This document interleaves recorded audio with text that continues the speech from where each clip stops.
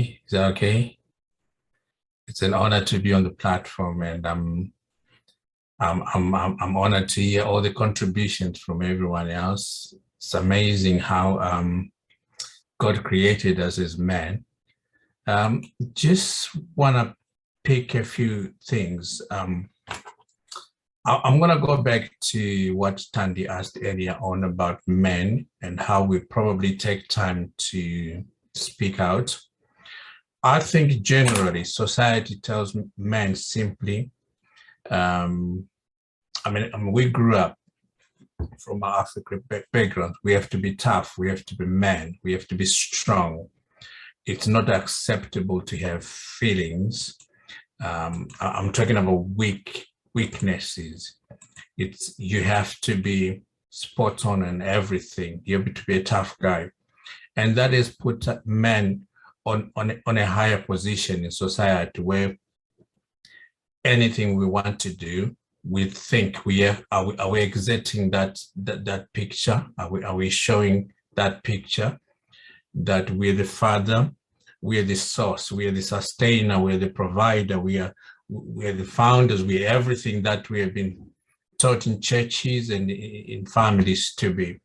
Well, we had a very different model in our group here in church. We decided to do, over a period of 6 months, a different set of a model in our cell groups. We said women will meet on their own and men on their own. And for the first time, we talked about men issues. You know, when we were in a mixed group, every man would look tough, strong, and I mean, everyone sounded their language was robust.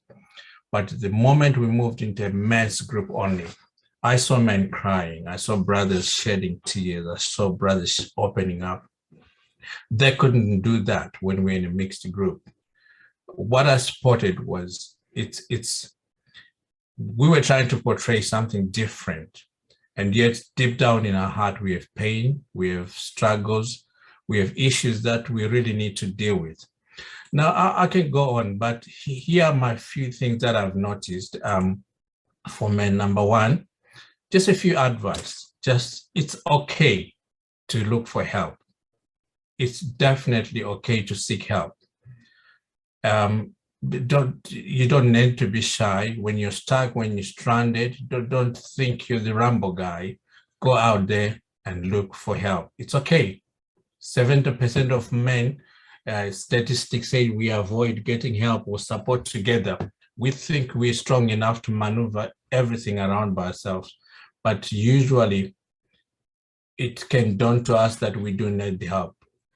Another thing is get out there and be active.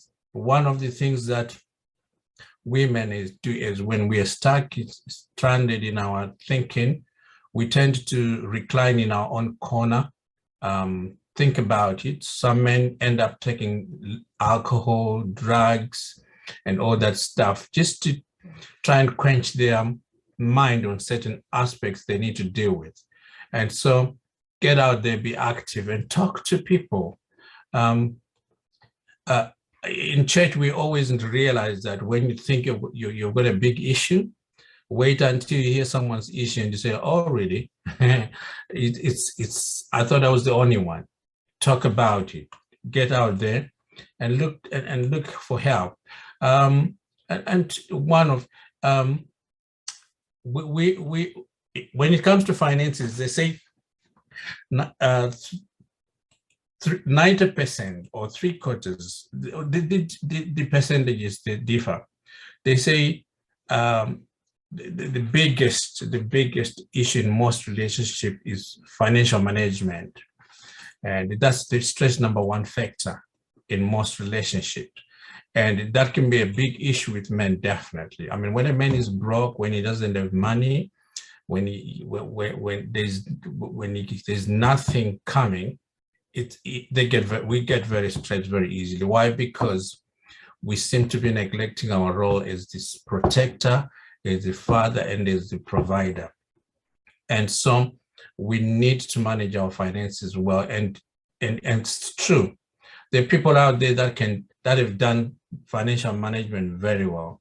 There's nothing wrong in you seeking for help and looking for advice. It's very tricky. Sorry, I hope I'm not going over my time. Tandy, you can stop. Almost done, yes. Yeah. But maybe in closing, I would say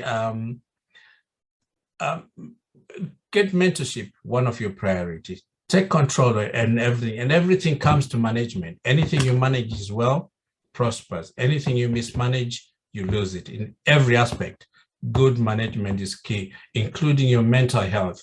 Good management is key. I can go on, but I think I'll stop there for now. Thank you.